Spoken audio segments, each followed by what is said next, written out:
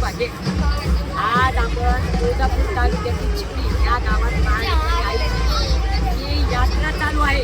या यात्रेच्या निमित्तानं आपण या गावामध्ये आलेलो आहोत. चिखली या गावात या ठिकाणी आई तुळजाभवानीचा म्हणजे आई लक्ष्मी माताचा जो उत्सव चालू आहे त्याच्या आपण असे हे तुळजाभवानीचे भक्त आलेले आहेत या ठिकाणी दर्शनासाठी.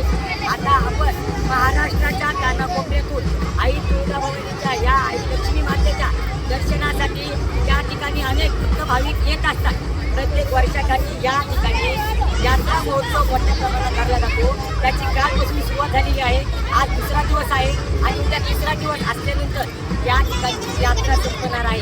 आणि सगळ्यात महत्त्वाचा मुद्दा म्हणजे या ठिकाणच्या आई तुळजाभवानी चिखलीच्या लक्ष्मी माता चिखलीच्या दर्शनासाठी येणाऱ्या भक्तजनांना कुठल्या प्रकारचा त्रास सहन करावा लागतो त्याच्यासाठी आपण या ठिकाणी आलेलो आहे. या चिखली गावामध्ये अनेक रस्ते तयार झालेले आहेत. काही पांढरी रस्त्यातून, काही डोंगरातून किंवा इतर भागातून जे रस्ते तयार झालेले आहेत ते रस्ते अद्यापर्यंत पूर्ण झालेले नाही आहेत. त्यामुळे या ठिकाणी या चिखली या गावात अनेक ॲक्सिडेंट झालेले आहेत. काही लोक मृत्युमुखी पडलेले आहेत आणि काही येणाऱ्या काळामध्ये त्यांच्यावर कोणते आघात होतील याची शक्यता कमी होता येणार आहे.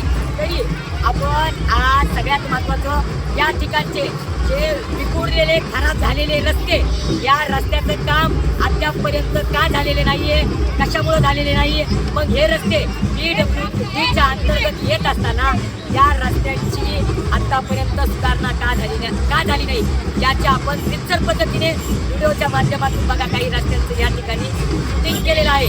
मग हे रस्ते असे का आहेत? महाराष्ट्राच्या कानाकोपऱ्यातून आई तुळजाभवानीचे या महालक्ष्मी मातेचे आई तुळजाभवानी चालतं. कारण देवीचं साक्षात रूपच आहे.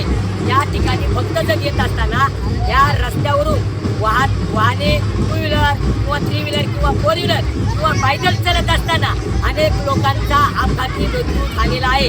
मग हे रस्ते सुरळीत का नाही आहेत? हे टेंडर कोण आहेत? या टेंडर या रस्त्याचे मालक कोण आहेत? त्यांनी ही रस्ते अर्ध्यात का सोडले आहेत? आपण त्याचा आज या ठिकाणी भेट घेणार आहोत. चला आपण त्या रस्त्याकडे.